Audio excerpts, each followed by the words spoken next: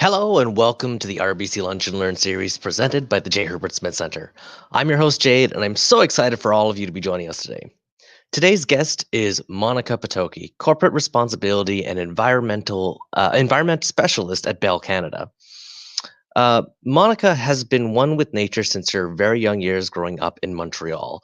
After completing the first sustainability-oriented university program in Quebec, she embarked on a year-long journey in Wiesbaden, Germany, to work for Nobel Peace Prize Leader Professor Yunus to organize the 2015 Global Social Business Summit, grouping academia, corporations, and entrepreneurs from 162 countries to gather and learn about sustainable business practices. From there, in 2016, she co-founded MTL Green, a grassroots organization created from Montreal's Office de Consultation Publique initiative, which encourages projects which reduce Montreal's carbon footprint. Since then, MTL Green has been offering a network of engaging and innovative events for entrepreneurs and eco-enthusiasts to share and create opportunities for promising eco-future in Montreal. Joining Bell Canada 5 years ago, Monika works as a corporate responsibility and environmental specialist, managing the environmental and energy management systems that have been internationally recognized and leading in the telecom industry. Seeking engaging initiatives has been a lifetime mission for Monika, where she feeds on passionate people's energy to shape their better habits. So I'm really excited to be joined by Monika. Hi, Monika. How are you today? Hi, Jade. Thank you so much for the introduction and for having me today. No, thank you for joining us. I figured with some of the stuff you and I have been planning in the background for the Techstars Startup Weekend, and with it being a very timely subject matter, I figured you coming in and talking today about sustainability would be a really good subject to talk about. So I read the introduction, but why don't you tell us a bit more about yourself, some of your educational background, and covering it a little bit better than my quick and dirty little intro that I just did a second ago. No, that was great. So essentially, I feel sustainability is a topic that was there for many years, but at least growing up in Montreal, it wasn't something that was very known as a career path. So it's something, you would do at home, your little, recycling projects, try to do your own part, but really choosing this as a career was something very scarce or unusual pathways. There wasn't like a renowned way to do it. And I think in the last few years, it's been a growing impact there. So on my end, I essentially started my studies related to business and organizational change and these types of things. And then midway through my studies, they came up with, let's do this sustainability program. And it was like a pilot project, was like brand new. They were mixing MBA with undergrad students, and we were shaping the program from scratch. So that was a very interesting experience because we're only 7 or 8 people. There's no textbooks, there's no reference. Even the teachers were asking us to find information using examples from other countries. So that was a first, but I reshaped a bit my courses, stayed a little bit longer just to have that on my degree that, I studied in sustainability. And obviously, since that was very new still, it was like all about finding, okay, where can you work that has an impact on social and environmental elements? So luckily enough, that one year I took part of an internship program that ended up being a year-long journey because they really needed people to help out, where I left to Germany and did a 1-year mandate there. And it was very unique because we worked for the Nobel Peace Prize laureate, Professor Yunus, which he is known to have started microfinancing in Bangladesh. So it's really lending a little bit of money, mainly to women entrepreneurs to do their own little projects and then give back the profits to repay very low interest rates. So the goal was to encourage even people who don't have like larger sums amount of money and push them to be entrepreneurs, and also helping the social impact locally over there. And his vision became like the next new thing that, at least at the time, was like very viable and interesting to look after. So it's really, how can you make profit while helping or resolving an environmental or social issue? So the idea was to move away that to do good for the environment, you don't need to be an NGO, or you don't need to be someone who's waiting to be funded by like a big, governmental body or anything like that. You could make your own business, be an entrepreneur, make money, but reinvest those profits within your enterprise to make the positive impact grow. So that was the vision of Professor Yunus, and it had been a few years already that yearly they organize this summit that brings in corporations as much as small startups, as academia, and just interested citizens to share about these practices. So we would see amazing examples from Danone that make the yogurts, where, for example, they would sell like really low cost yogurt with a lot of nutrition in like African countries so that they can get their daily nutrition base. And it was like an initiative they took, but at the same time, local entrepreneurs to make a shift locally in their neighborhoods were also highlighted. So it was a very new concept, but taken in with large arms. And it was amazing to meet all these global changers. And yeah, from there, I guess I got homesick, so I came back to Montreal, where I was born and raised, where my family and friends were. And from there, I really had that itch. I wanted to scratch that itch of like, okay, I want to do more. I just came back from this global conference. What is Canada doing?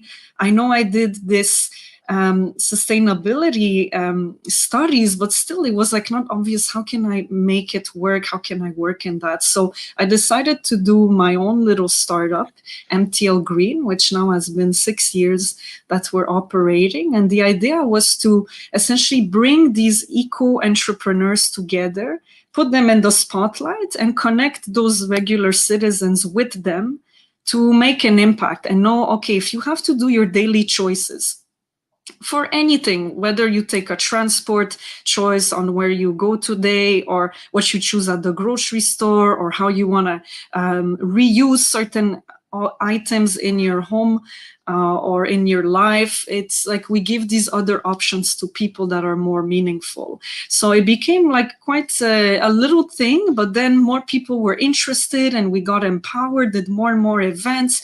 And today we still like uncover new entrepreneurs every week, and it's been a super exciting journey. And then finally, I went to see how it works in the corporate side. So I guess I've been working at Bell for 5 years now. I'm in the corporate responsibility and environment team, where for me it was very interesting because until I started at Bell, I was seeing the little grassroots initiatives and how people that are super passionate about that topic make a difference. But to me, I really wanted to see, okay, where you can really shift change is really where sometimes change is most difficult. Bell Canada, it's been 140 years that it operates, and it has shifted its dimension and its focus many times to survive. I mean, if Bell Canada would rely only on the home telephone today, they'd be long gone, right, and not operating. So innovation is really key, and I was really interested to see how can, in such an established, like really long-standing company, how can they make a difference? And I discovered many positive things and was pleasantly surprised. So from there, was working on really high visibility projects to push Bell's environmental leadership forward on the energy standpoint, nationally and on the environment side, and been uncovering new things and still keeping my foot in the startup space. So essentially seeing the best of both worlds and trying to influence any person that comes along the way to make them change their habits for a greater tomorrow. Amazing. That's such a great story and path to going from your education to working with a world leader in the field, really, and then coming back home and taking some of that information and creating a better ecosystem here in Canada, but especially in Montreal. So how did you really start MTL Green? How did you get the message out, and where did you find these other individuals to get this movement going? That's a great question. And often it's easy to find yourself alone in this type of topic because you'll do your little efforts at home, but then you compare to a neighbor that will, cancel out almost your efforts, or you'll hear something in the news that this big company did, and then it's really easy to feel discouraged and to find that sense of community, or that sense of that there are many that are doing efforts, and all together they do make an impact. So yeah, finding those folks is difficult if you don't have that entryway, like to put your foot in the door in those conversations. So for my part, coming back to Montreal was a bit of to me, it was a bit shocking. I felt like Canada was a bit behind compared to Germany, where I was there already for a year, where over there, even the laws, it's very progressive. Like, by the way, the infrastructure is built, the way like just people like live their life, make life choices. Like, it's very thought of to think of the short supply chain, like really encouraging locally. People bike to work everywhere. There's like bike traffic on every street. Like, there's less cars, like even vehicles, there's like a certain level of rating, like a 1 to 5 rating, and your car, if it falls above a certain threshold, you're not allowed to enter a city with a more polluting car, and you can get a ticket, a fine. So all these things, coming back to Canada, I felt, wow, like we have so much resources here, and so much like pure nature still today, but how come we're not like taking this progressive perspective? So by luck, actually, I created MTL Green by an initiative that started from the city of Montreal. So at the time, the mayor of Montreal, and there's this group called the Office de Consultation Publique, which do public consultations. And this exists in practically any city. So I'm sure you guys have that wherever you live. And usually it's uncommon for public consultations to reach the greater troops. Usually it's something very localized. They'll make a report and suggestions. And obviously it's like a slow or hidden process sometimes.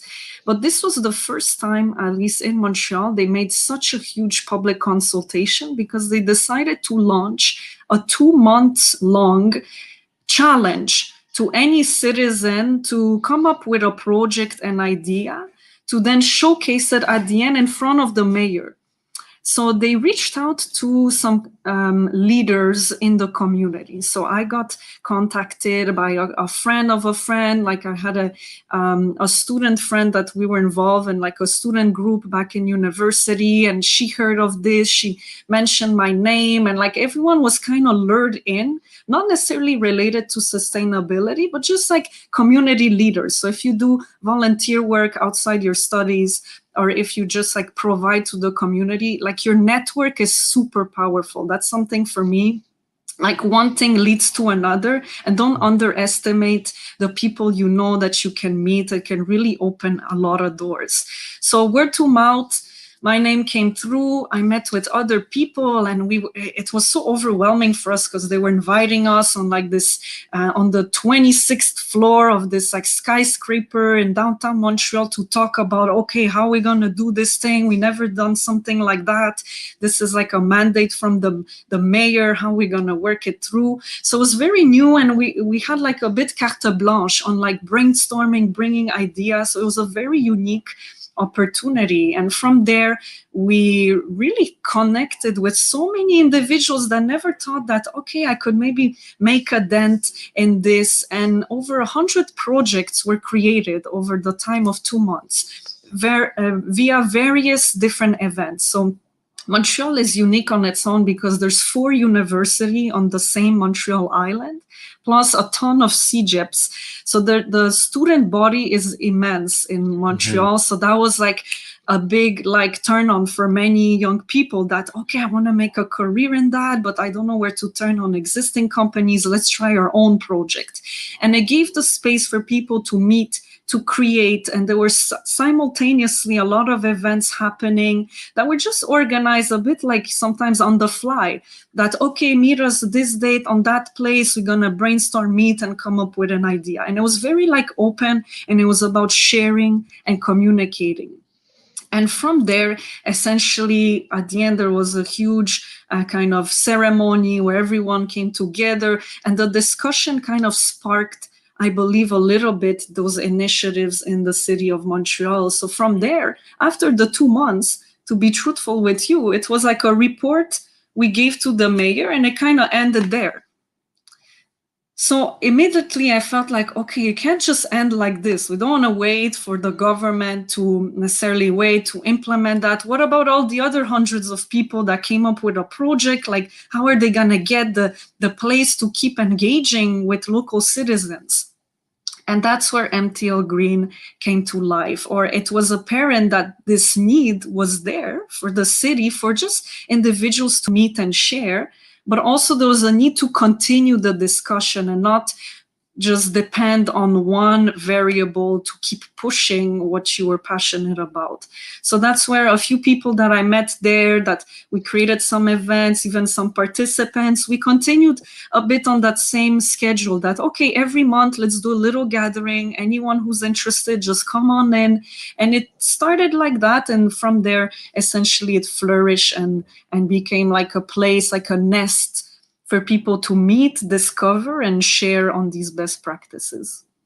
No, that's amazing. So it really sounds like this primary event from the city really helped you find that audience really, really fast, really quickly, and tap into those same like-minded individuals that wanted to make these changes in the environment and sustainability and in creating a better future for people in Montreal, but even for people who be coming in future generations.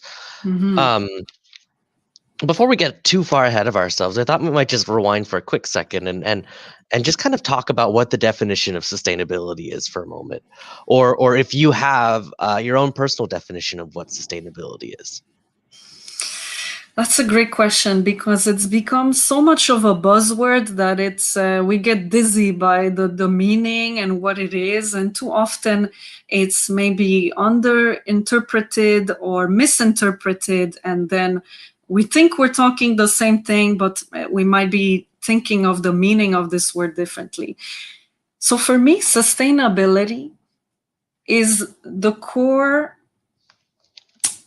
To me, it's like a mindset. It's a point of, how can I say?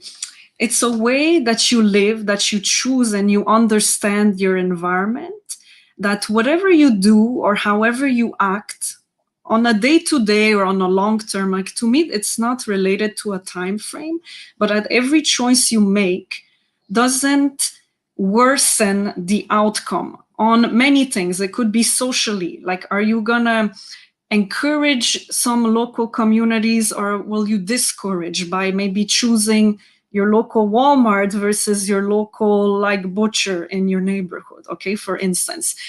Also, it could be elements that the choices you make, are they encouraging the renewability of our planet and our resources, or are they going to extract more and not deal with it in a responsible manner? So, for example, it's not just about minimizing our impact socially or environmentally, but to me, and I think sustainability is really, is this going to continue for years on end, or maybe generations on end, and people will maintain the same standard of living in a sense? Or are we over extracting resources, or not recycling, upcycling, or rethinking and designing our products or services in a way that will allow our children, our grandchildren, to have access to the same amount of resources and renew the earth and renew the way we live? So it's still a fairly complex topic, and it's not an easy one to grasp. And on a day-to-day, it's not very visible, because it's not something we normally see end to end. Like, we don't know, once you put something in the trash bin, you never see that trash bin. We don't even see where the trash goes. We don't know what happens with it. When you buy something, you don't know where it came from. What was it used from? Where was it shipped from? What was the impact on the local communities? Were they protected? Were they not? So it's very complex. And even, like, for a sustainability person like as myself, it's hard even to know and understand every choice, what impacts it does. And the goal is not to drive yourself crazy. I think sustainability is more a state of mind, a vision, and a logic that benefits essentially your environment, the longevity of things, and not something that's short-lived on a high, I want this, but then I ruined so-and-so variable on the way. So I think it could be applied to many things on your daily life, your state of mind, your choice of lifetime, of career, of where you live, how you live, where you work, on what do you work, how you influence others. There's multiple facets, but at the end of the day, what it brings all together to me, sustainability, is try to minimize. If you have an opportunity cost that's greater than the choice you make, then maybe that other choice was a better one. And it could be in anything, like where you live, what you do, how you influence others, how you converse. And I think it shouldn't be an obsession, because you can easily go crazy. Oh my God, do I buy the banana? Do I buy the apple? Like, I don't know. I don't overthink things. And it doesn't mean you're not sustainable if you do this little thing sometimes. Like, it's not about being perfect, but it's about like asking the questions, being curious about it, and understanding, okay, well, is there another option I could do? Or what's that option? Asking others, talking about it to your friends, your family. And I think just doing that will make us to naturally come to this outcome on our own, on where things come from, where is it going, how does it impact things in the grand scheme of the complexity of the world we live in. Amazing. No, it's definitely a behavior change, which is a very long process, right? And there are so many different behaviors that end up in this mindset of sustainability. But what are some of the things that people should where should they start? What is the thing that they should at least take a moment to say, this is something I can make a conscious effort to just start doing? Do you have any suggestions for that? There's many ways where to start. I mean, first of all, you can control only what you do, right? So there's only so much you can do about your neighbors, your peers. Obviously, you can provide some influence, even in your workplace or your family, your household, your friends. You can talk about it. So bringing that to the conversation is always a good thing. Like, that's something like my mom's generation, they don't know what's recycling. So it's like little things. Hey, like, put this in the recycling. Oh, the eggshells, we can compost this, or we can reuse it to do, like just to put it in the earth. And when we replant pots, like now it's spring, so you might want to reuse some things. And it's doing it with them that you influence others in your circle. So that's something I try to do as much as possible. Even the goal is it's not like, it shouldn't be something forceful, but something that makes sense. So to me, trying to bring on a friend on something so small that made a difference, and talking to them about it, showing them, and they might also change their habit. That could be one way. But let's say if you focus on yourself, what you could do. I really think the silver lining of this pandemic is that it made us realize there's a lot happening in a close diameter around us that we might not have realized earlier. So when you, let's say, make your daily choice of going to that place to purchase or get that so-and-so food, for example. Food is an easy one because you have to eat at least 3 times a day, every day. So it's an easy one that you consciously make a choice about on a daily basis. So think of these little things, like, does it make sense to buy this thing that has so and so packaging, or to bring, a single-use bag every time? Or can you think of it like, okay, this I can reuse multiple times. I'm actually reducing my impact. Can you go by foot or by bicycle, or take a nice walk at the same time you enjoy the nature, just getting there? Or do you need every time to use your vehicle? Or can you share, like, like community transport? Like, I know now it's not as obvious to bring, sharing a ride with a neighbor, but it could be like using the public transport or things like that. It could be at home. Try to think of things, not just like recycling, like, let's say, I don't know, your cereal box, you want to recycle it. Like these are little things. Like think of it like even in terms of volume. Like if you put a box, your Amazon box, you ordered stuff on Amazon, now you have all these boxes, for instance, like just putting it in the bin, it's going to increase the space it takes in your bin, and it will require more trucks to transport that quantity because it took on all that volume. But if you break down the box, it literally becomes a big box like that to a flat, like 2-ply cardboard, and you can fit so much more in the same bin. And those are little things like you could do easily. And it's also making sure that, okay, we can fit that much more in the bin and we don't need to increase the amount of transport to pick it up. Or think of things you can reuse. Like when you buy something, let's say in a jar, like you buy your jam, for instance, do you need to throw it out, or can you use it? Maybe you want to plant a little plant in it, or maybe you could use it as a drinking cup now, or maybe you can use it in a different form or way. So it's like trying to think of your environment. Like imagine you wouldn't be able to leave your home for the next year. Sounds familiar? So how would you reuse the stuff you already have at your place? Like try to think. I think what maybe poisoned our way of living is the fact we can so easily access anything by consuming it, getting something new, and throwing away something else, and it just like makes us forget like the meaning of things. But imagine you only had the few resources you have at your home. Guaranteed you're gonna find a different use for it. You're gonna you'll see it differently because you'll see it as part of something you need to carry on, maybe through almost a lifetime journey. And how can you reuse it?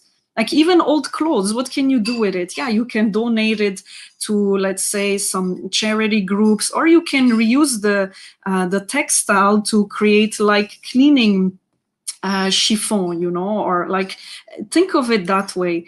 And I think just like seeing your environment differently and reusing it in a different light, those little things can shape you. And one thing for sure is you don't want to be left alone. So try to see in your local community or your university or your neighborhood, are there events, are there conversations, are there articles or things happening locally that relate to that vision, and try to get involved there.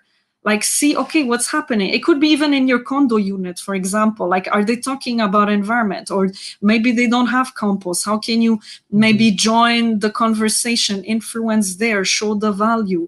How can you maybe join like-minded people or look on the internet? You can get involved now in places that are not necessarily in your neighborhood. Now, we're not limited by the boundaries of our physical location. So try to get involved, be curious, research about it, understand it, and just naturally you'll see how much value it can bring.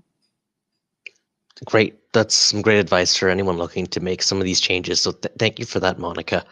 I want to shift a little bit now to look at a little bit of a bigger problem because of some of the work you've done with entrepreneurs and that sort of stuff. So now we've gone from the individual who are trying to make changes by themselves, and now let's talk about the entrepreneurs that are out there right now who are looking to start something, to start looking at problems and gaps.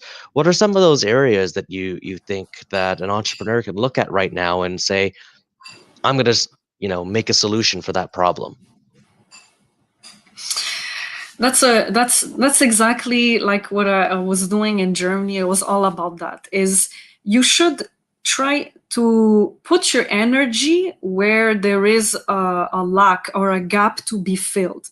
And I mean, business is about that. You try to see, okay, what people want to buy, and you try to understand their needs and create a product around it. So for entrepreneurs in the ecological and or sustainability perspective, it's the same thing. Like, you shouldn't see sustainability as an isolated thing. On the contrary, sustainability is embedded in any function or platform that you get involved with. So for those entrepreneurs, I would say, try to analyze the opportunity cost. Okay, what if people did things that way versus this way? Like, you can even brainstorm with your friends or your family at a dinner table or your partner, like, okay, what if we did this way, or what are the other options? And just like sometimes, like, don't think to the limits of how we live, because sometimes we get so limited by, okay, things are either A or B. But there might be a C, a D, a hybrid, a mix, but we don't see it because we're stuck in a bit like the ways we only have known up to now. But if we only rely on the ways things have been done up to now, you might not find your answers there. The answers might lie beyond what you have already experienced. Take a look at the last, let's say, few years. The mentality that we lived in is that everything you have to own. You have to own a car, you have to own a home, you have to own this, that. It was about, I have my version of that. And look what happened in the last few years. We have things like Airbnb that came to play. Oh, you can rent out a place to go live. Or you have Uber, right? Like you can transport by using a vehicle of someone else. Or there's like sharing cars. You can rent things. Like there's companies that's the notion of like you use when you're done, they refurbish it and someone else can reuse it. So just that mentality shift, that was something we wouldn't have thought of if we were stuck in the way we saw things up to now from the past. So I'm not saying that we cannot learn from our past, our history. I think there's a lot of learnings there, but try to think outside the box and things that make sense. Like, do we need to notice what you do, maybe pay attention to what people do. Like you could do something like just observing the environment, the behavior in a certain community or environment. If you notice, okay, every time this happens, they do this, but have they thought of this other option? Maybe they don't know that there's this option, or you can create that option for them. And that could be your opportunity to explore.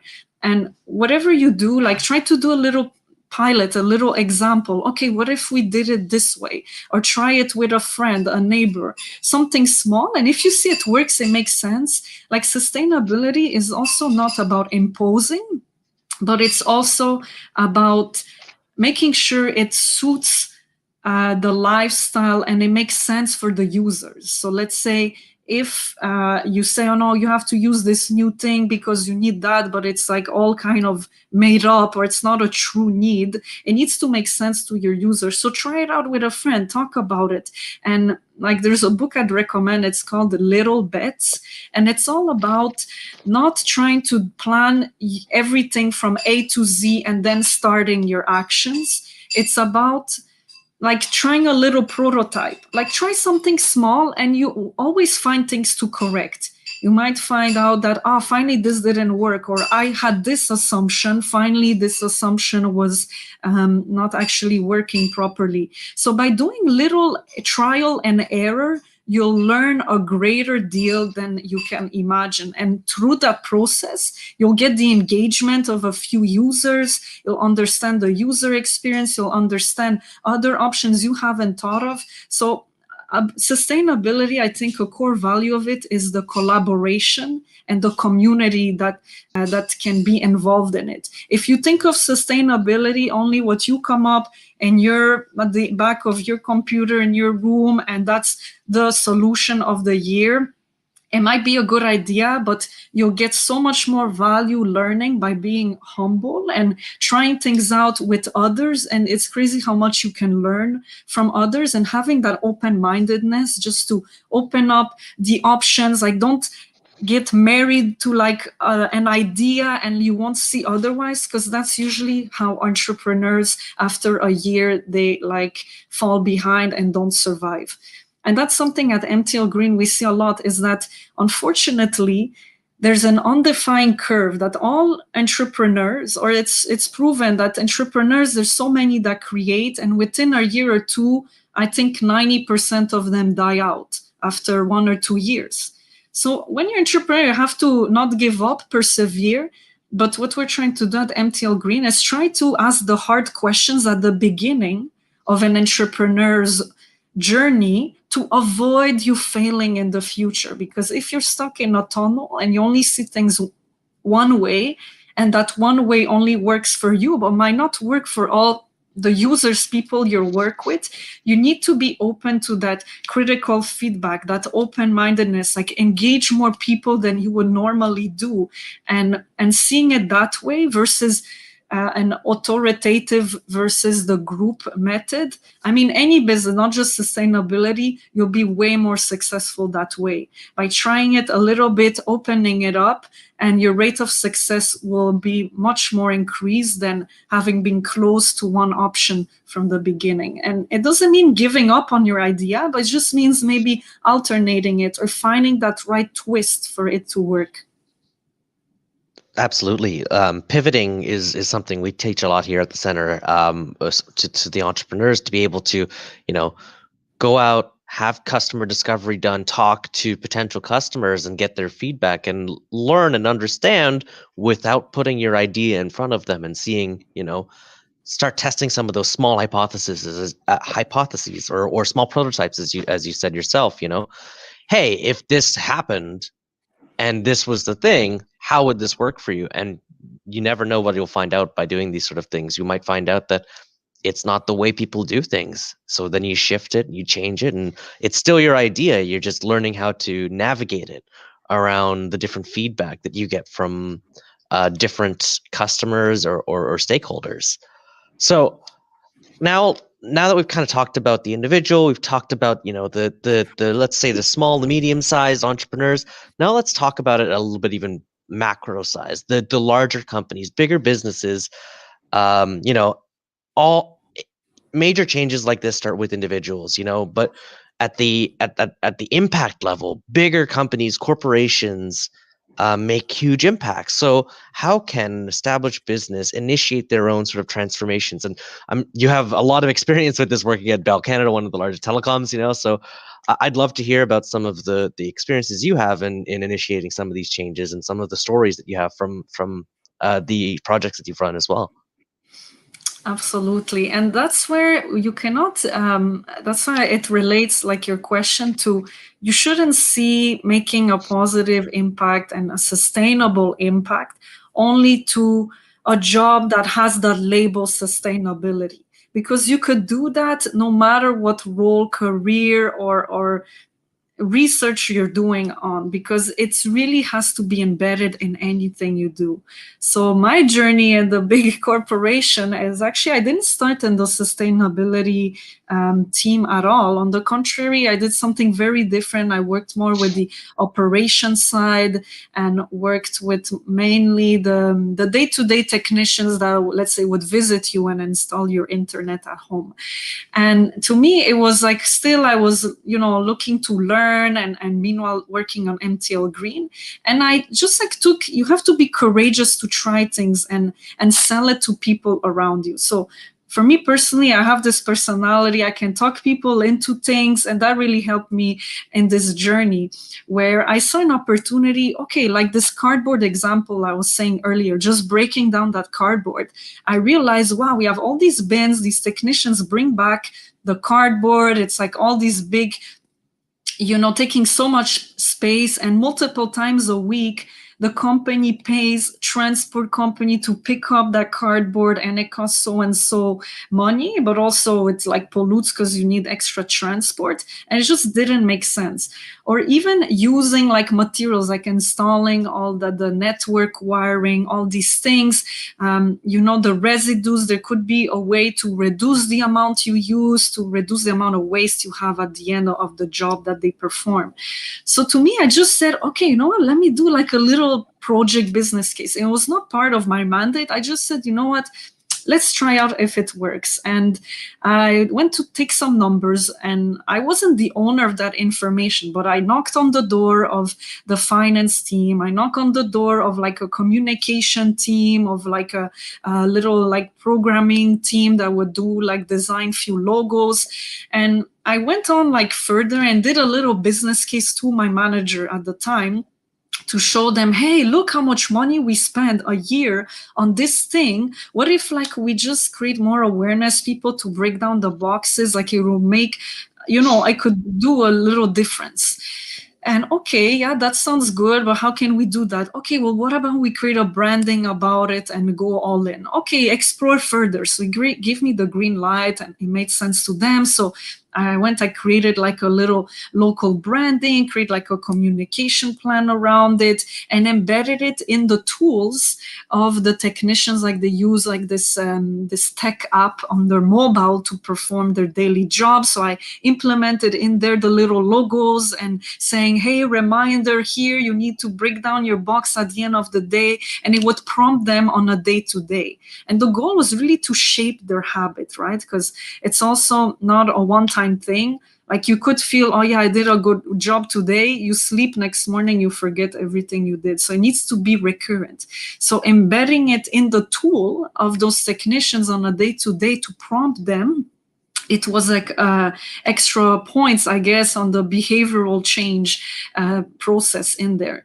And doing all that, then, I pitched the idea further. Then the VP got interested. Finally, they unlocked a bit of budget for me to do like a contest. Okay, you know what you're saying? We could save that much money. Plus, it's better for the environment. Sure, let's try it out. Here's a little bit of money for that project, like make an awareness campaign, a little project, like a contest. So I did, wow, okay, cool. They gave me a little budget to try it out. I ran like a little contest, like a compete to all the work centers, who's gonna break down the most boxes. And it was something so small, but it started like just a small idea, but it grew more and more as it expanded. And at the end of this contest, like people really got engaged, involved, and it really spurred the discussion around that. Okay, but what can we do more than just break down the boxes? Oh, it's true. Like we haven't heard about this. So it really, even for me, it created that visibility, and something that my role was not about sustainability. Now it became that, wow, okay, now this girl found out we could pick up some low-hanging fruits for something that's not just sustainability, but there's an opportunity also for the company to save money, resources, time, and etc. So I would say the greatest challenge, or the change of language in a company, is trying to translate what you do and what is the value for the business. So obviously there's these generic things like, oh yeah, the brand, the this, the that, but you need to make a solid case. And that's what, to me, unlock and create that visibility that then after I joined the corporate environment team of Bell. And the fact I did these little projects really made me stand out, and other departments saw what I did and they were like, wow, okay, let's bring this girl in. And it just like grew from there. So again, like I say, don't underestimate your network. Who sees you, who you might not work with them today, but one day they might see you do something. You really leave a mark wherever you go. So keep that in mind and persevere. And if it makes sense, like bring it up and try to ask why they don't want to do it. Like if they would have told me no, it's like, okay, but why? What's the issue? Well, I don't know. It's complicated because we work, let's say, with the supplier. How do we know they're going to do it? X, Y, Z. So try to find solutions. And it's like you're solving a puzzle. So, okay, how can we counter that? If that's the roadblock, how can we work around it? And then you come back with the idea. You come back, and by being perseverant, essentially, you can make a change in your own role. And from there, essentially, I joined the corporate environment team, and I realized, to my surprise, Bell does way more for the environment that is shown to the public. Let's say for customers, it's not very visible, but internally to Bell, like they do a lot. And the reason is that versus the competitors in the industry, Bell is vertically integrated. So it means a lot of the assets, the employees are within Bell's scope, meaning a lot of competitors, let's say, they'll subcontract their vehicles or their technicians to a third party. But at Bell, they're Bell employees. Like the technicians are Bell employees. The vehicle belongs to Bell. Like they're repaired at a Bell work center. There's like Bell garage, and like it's the buildings. A lot of the real estate is within the scope as well. So because of that, the impact is way larger, because think of it, 52,000 employees work at Bell. If you look at other competitors in the industry, they're nowhere near that amount of employees. Mm-hmm. And the reason why there's so many employees is because almost the full chain are part of Bell, and the assets are within the organization. So because of that, the impact, the opportunity to make an impact is greater, because you can influence that many more people. and a lot of it is within your scope, within your control. So actually the impact on the environment is probably way worse for Bell versus a competitor that doesn't own these assets and inherently those impacts. So the fact that we can make those changes on the operations has been really like an immense reward. And at the end of the day, you have to accept you cannot change the world overnight for everybody 100%. Because the truth is there's always going to be people that don't care about this, okay? And you have to accept it, but that's why it has to make sense on multiple levels. And that's what sustainability is also about.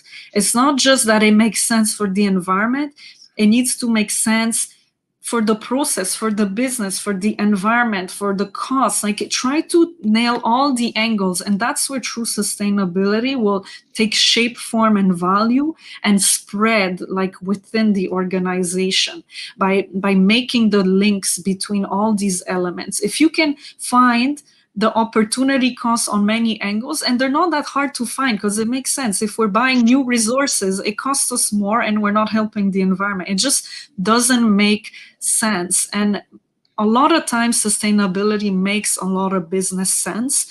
What's difficult, it's changing the old processes to new ones, is to make that shift. And that's what I see is the most difficult. And pre-existing companies is that they've been working with that supplier or that group for so and so years. So now if you pitch them the idea, okay, no, we don't need to buy this new thing. We can reuse it, or we can design our product in a way that takes care of all the life cycle. But making that change, first of all, people are resistant to change. So that's one behavioral roadblock. And the second is you have to build almost from scratch something that was never done before. So that's what becomes difficult. But at the end of the day, it's really worth it to do it, because if you don't, guarantee someone else will do it in the industry and will bring you down to your failure if you don't innovate. So I think sustainability is also about innovating, pushing, like invest in technology, invest in new processes, rethink, always put yourself like, don't stay to the status quo. And we've seen, like, if I'm sure if people watching have done case studies where you see like companies, like let's say like Harley Davidson, like there was a case where they thought, okay, we got it, we're good, we have everything, and they didn't innovate. And then Honda with their motorcycle, more lean, more light, less, and they moved forward. And if you always think you're the best, I got it, we got everything we need, and you stop innovating, that's where the best of you will fall down. So that's where it's the same for sustainability. Rethink, don't be scared. You always have to innovate. And that's why Bell has been thriving.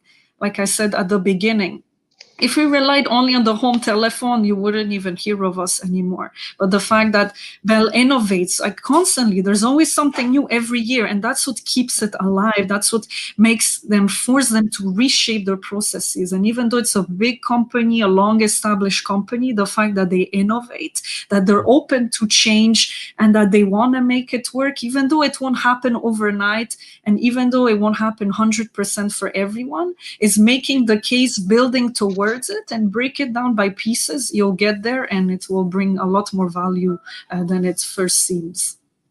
Absolutely. Thank you.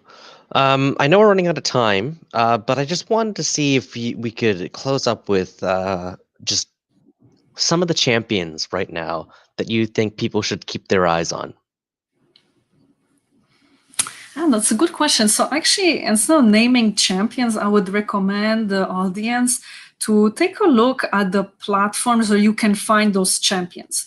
So now there's this very promising type of company called B Corps, that essentially, if you look it up, you can look who is a B Corp today. Bell is not a B Corp, but still B Corps are companies that really promise that their main strategy, their core strategy, will consider social, environmental impacts and every angle of the way they do business. So those are promising companies. If you want to look for jobs in those, like most likely they'll be more progressive towards these images.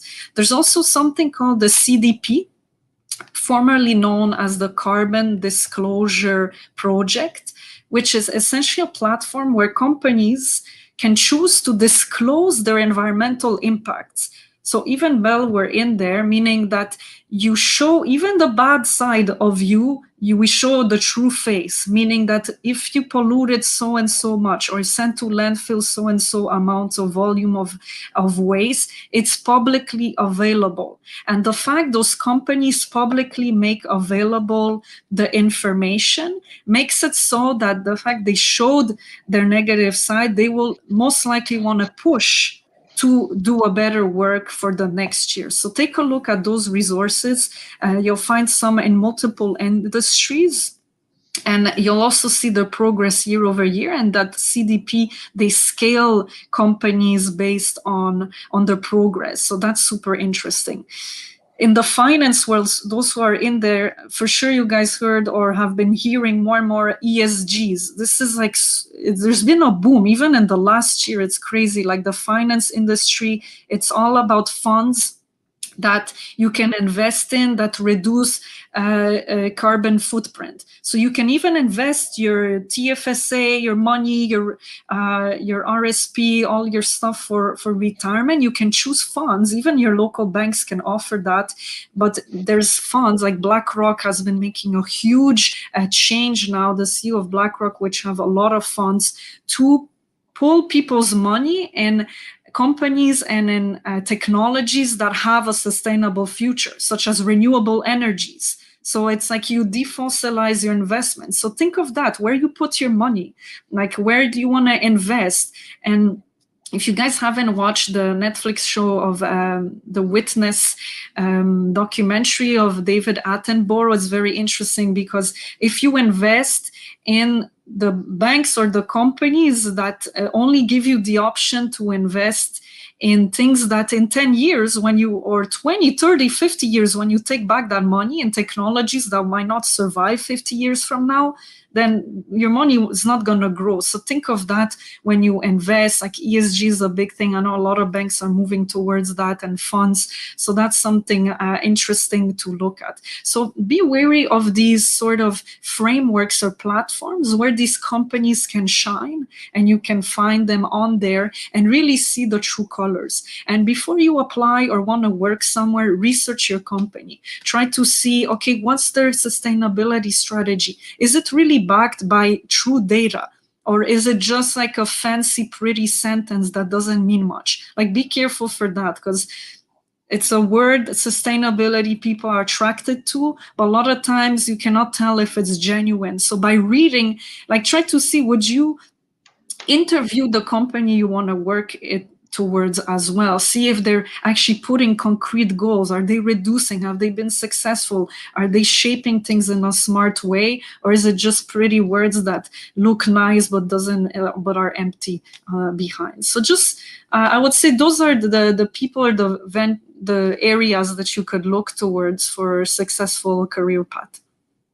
No, that's great, Monika. And B Corp's a favorite, at least of mine, because we've got a few weeks back we interviewed the CEO of Hemmings House, and they are a B Corp here in New Brunswick, and they talked a lot about their sustainable goals, the initiatives that they go through, and carbon offsetting and what they do to make sure that their company isn't just good for the environment, but also for themselves. They're able to provide profits and a sustainable company at the same time too, that doesn't hurt the society or the environment around them. So thank you for that, and recommending people look into more B Corps and the Carbon Disclosure Program and ESGs and these other things as well. So I know we're running out of time, so I'm just going to close up here. But before we do, I just really wanted to say thank you, Monika, for coming on and talking today about sustainability and discussing some of the things that people can do to make themselves more aware of what sustainability is, and making the little changes that can make really big impacts in today's life, but also for the future as well. So I really want to say thank you for that. Thank you so much, Jada. I want to thank you for taking the leap and bringing on those game changers on this platform. And it was really a pleasure to be here.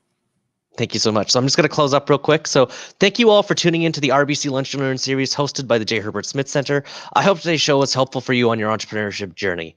If you have any questions about any of our programs or for our speaker, Monika, feel free to send us a message on Facebook or email us at tme@unb.ca. So this will be our last Lunch and Learn for the season, so don't miss an update from us by making sure you follow us on Facebook, Twitter, and Instagram at UNBTME.